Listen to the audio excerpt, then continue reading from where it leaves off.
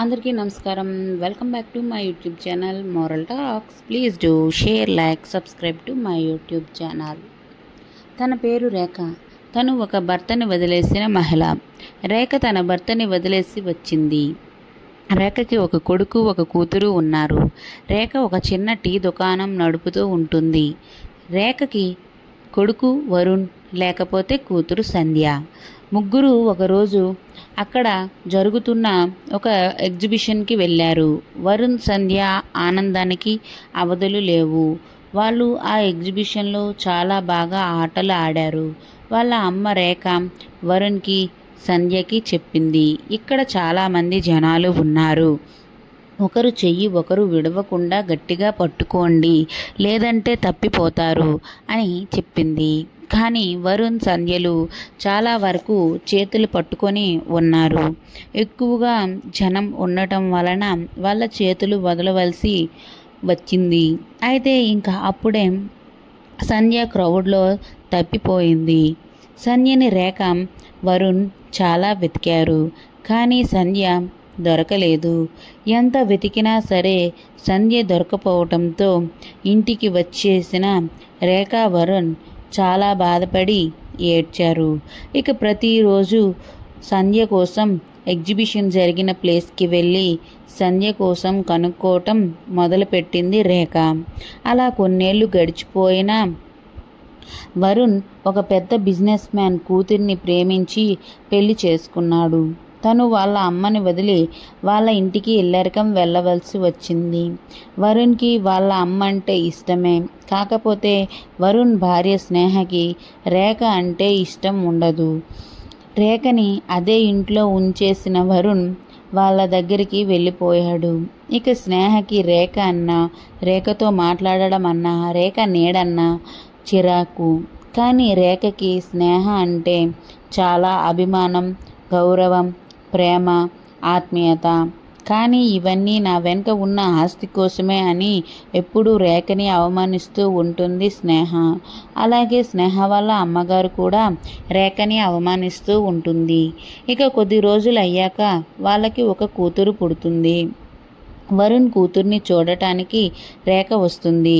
రేఖను చూసి స్నేహ నానా మాటలు అని అవమానిస్తూ ఉంటుంది.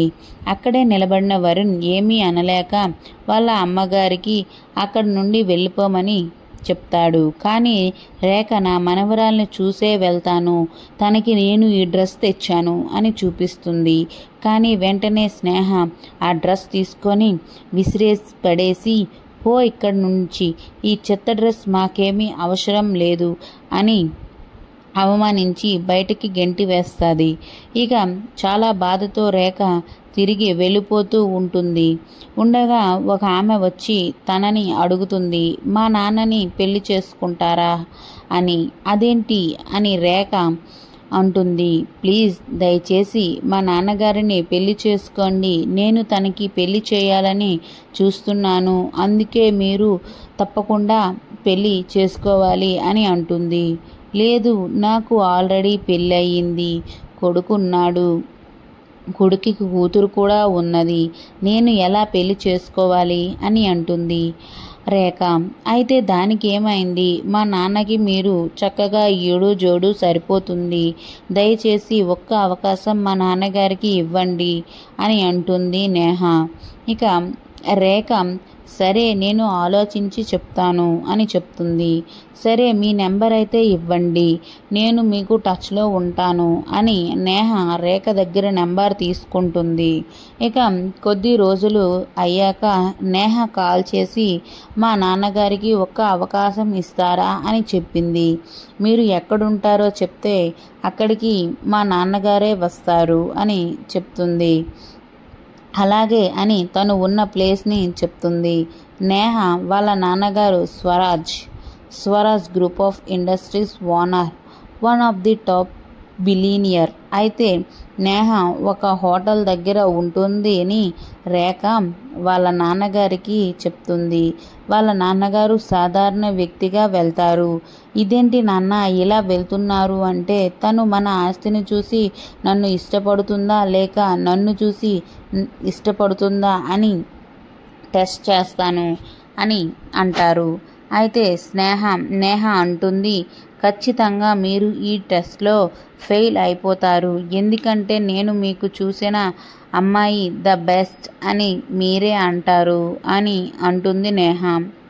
సరే అమ్మా, అలాగే చూద్దాం అని ఒక సాధారణ వ్యక్తిగా వెళ్తాడు స్వరాజ్. ఇంకా మాట్లాడుతూ ఉండగా, నేను ఒక సాధారణ ఉద్యోగిని, నాకు నెల జీతం వస్తుంది, నేను చాలా పేదవాడిని అని చెప్తుంటాడు స్వరాజ్. ఏముంది, ఈ రోజుల్లో పేదవాళ్ళు ధనిక వాళ్ళు అంటూ ఎవరూ లేరు, అందరూ మనుషులే అని చెప్తుంది రేఖ. ఆ మాటలకి ఎంతో ఆశ్చర్యపోతాడు స్వరాజ్.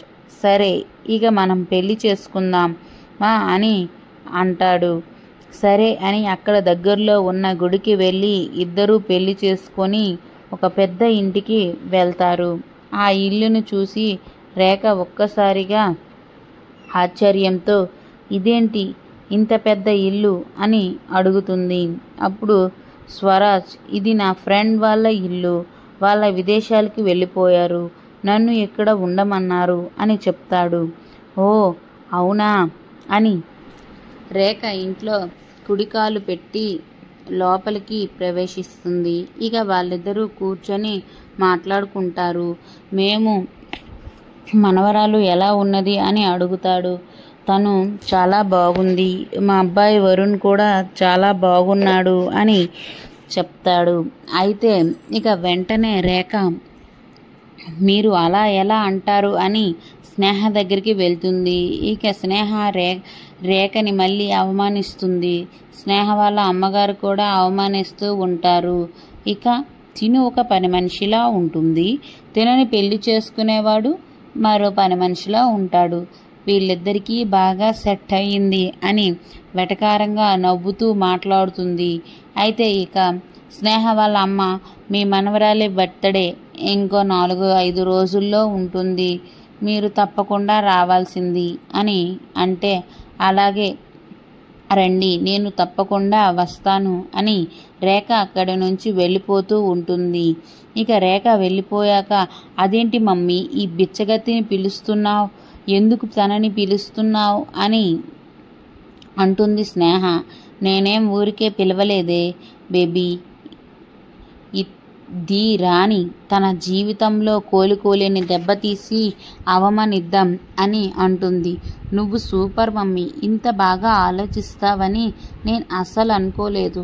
ఇద్దరూ మాట్లాడుకుంటూ ఉంటారు. ఇక వెంటనే రేఖ ఇంటికి వెళ్ళి స్వరాజ్కి చెప్తుంది, ఓ 4-5 రోజుల్లో మా మనవరాలు బర్త్డే వస్తుంది, దానికి నన్ను రమ్మన్నారు అని. అవునా, అయితే మంచి గిఫ్టే తీసుకోవాలి అని మంచి మాట్లాడుకుంటూ ఉంటారు. ఇక ఒక మంచి గిఫ్ట్ షాప్కి వెళ్తారు. అక్కడ అత్యంత ఖరీదైన బొమ్మను చూసి తీసుకుంటారు. కానీ రేఖ, ఇదేంటి ఇంత కాస్ట్లీ బొమ్మ, ఎలా, మనం దగ్గర అంత డబ్బు ఎలా ఉంటుంది అని అంటుంది. దానికేమీ పర్వాలేదు, నా దగ్గర డబ్బు ఉంది, మనం ఈ బొమ్మనే తీసుకుందాం అని అంటారు. ఇంకా వెంటనే ఆ బొమ్మను తీసుకొని అక్కడ నుంచి వెళ్ళిపోతారు. అక్కడికి వెళ్ళాక నేహ వాళ్ళ ఇంట్లో ఉంటుంది. ఈ అమ్మని చూడటానికి నీకు ఇన్ని రోజులు పట్టిందా నేహ తల్లి, పెళ్ళయిన ఇన్ని రోజుల తరువాత వచ్చావు నేహ తల్లి అని అంటుంది రేఖ. లేదు అమ్మ, నాకు ఆఫీస్లో చాలా పని ఉంది, అందుకే నేను అక్కడ ఉన్నాను అని అంటుంది.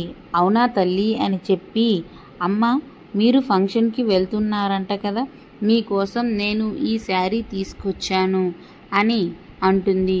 అయ్య బాబోయ్, ఈ శారీ మీద ఇదేంటి 2 lakhs రాసి ఉంది, ఈ శారీ ఇచ్చేసి నేను ఈ నెల జీతం మొత్తం ఈ శారీ కొనడానికే పెట్టినట్టుంది అని అంటుంది రేఖ. లేదమ్మా, ఇది ఆఫర్లో వచ్చిన శారీ, దీని ప్రైస్ జస్ట్ 1000 రూపీస్ అని చెప్తుంది నేహ. వెంటనే రేఖ ఆ శారీ కట్టుకొని పార్టీకి వెళ్ళబోతూ ఉంటుంది. ఇక అక్కడికి వెళ్ళాక వాళ్ళందరూ రేఖని అవమానిస్తూ ఉంటారు. అది చూసి తను కూడా రేఖని అవమానిస్తున్నారని తెలుసుకొని అదే పార్టీకి వెళ్తారు స్వరాజ్, మిమ్మల్ని ఈ పార్టీకి ఎవరు పిలిచారు, అసలు ఎవరు, మీరు ఇక్కడికి ఎందుకు వచ్చారు అని అడుగుతారు. నేనా? ఎవరో తెలుసా మీకు? నేనెవరో మీకు తెలియాల్సిందే, అయితే చూసుకోండి అని అంటాడు. ఇక అక్కడ ఉన్న స్నేహ వాళ్ళ నాన్నగారు, చాలు చాలు నువ్వు చెప్తున్న బడాయి చాలు, ముందు నువ్వు ఎవరో చెప్పు, ఆ తరువాత మాట్లాడు, లేదంటే ఇక్కడ నుంచి సెక్యూరిటీ వాళ్ళతో గెంటించి వేస్తాను అని అంటారు. ఇక వెంటనే స్వరాజ్ చెప్తాడు, నేను స్వరాజ్ కంపెనీ ఓనర్ని, ద టాప్ మోస్ట్ బిలియనియర్ అని చెప్తాడు. చాలు నీ కబుర్లు, మా దగ్గర చెప్పకు నీ కట్టుకథలు, ఎవరి దగ్గర చెప్పుకో, మా దగ్గర చెప్తే మేము వినేవాళ్ళం కాదు, మేమైనా పిచ్చోళ్ళమా నువ్వు చెప్పేదంతా వినటానికి అని అంటారు. అయితే ప్రూఫ్ చేసుకోండి అని అంటాడు. సరే అని చెప్పి తన మేనేజర్ని పిలిచి ప్రూవ్ చేస్తాడు స్వరాజ్. స్వరాజ్ని చూడగానే ఆ మేనేజర్, సార్ మీరేంటి ఇక్కడ అని అడుగుతాడు. ఇక స్నేహ వాళ్ళ నాన్నగారు, వీటిని మీరు సారడం ఏంటి అని అంటే వెంటనే మేనేజర్ స్నేహ వాళ్ళ నాన్నగారిని చెంపపైన కొట్టి, ఈయనెవరో తెలుసా, ఈయనే Swaraj, the top most billionaire అని చెప్తాడు. వెంటనే అక్కడ ఉన్న వాళ్ళంతా బిత్తరు చూపులు చూస్తూ ఉంటారు.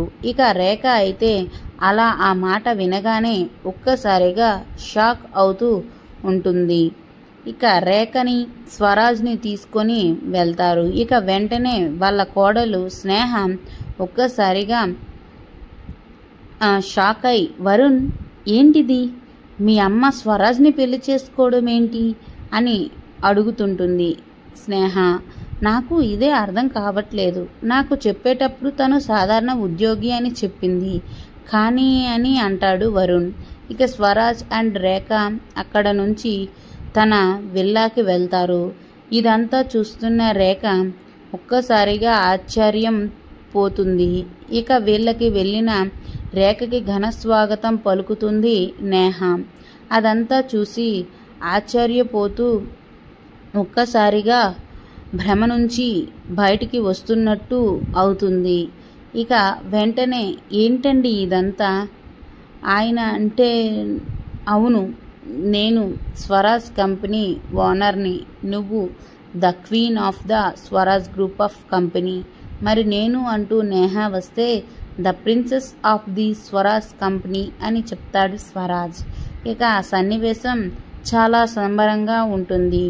ఇక వాళ్ళు రెస్ట్ తీసుకోవటానికి వాళ్ళ గదికి వెళ్ళేటప్పుడు స్వరాజ్ చెప్తాడు, నీ దగ్గర ఈ విషయం దాచినందుకు ఇదంతా దాయడం తప్పైంది, నన్ను క్షమించు రేఖ అని అంటారు.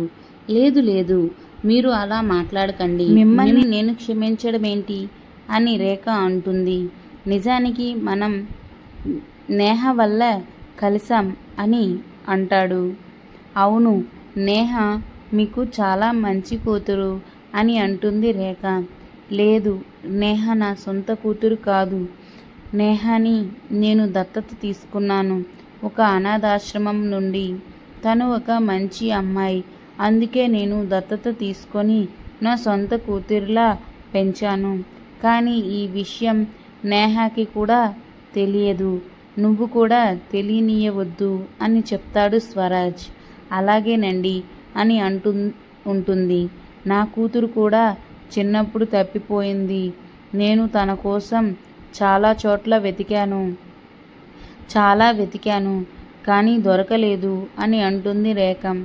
సరే ఇప్పుడు మనిద్దరం కలిసి ఆ అమ్మాయిని వెతకతాం అని అంటాడు స్వరాజ్.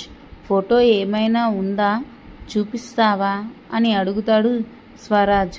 సరేనండి, అది ఇక్కడ లేదు, మన పాత ఇంట్లో ఉంది, నేను రేపు వెళ్ళి తీసుకువస్తాను అని అంటాడు. సరే నువ్వు వీలు చూసుకొని తీసుకొని రా అని చెప్తాడు స్వరాజ్. ఇలాంటి మరికొన్ని కథల కోసం నా ఛానల్ని సబ్స్క్రైబ్ చేసుకోండి. Moral talks. Please do share, like, subscribe to my YouTube channel.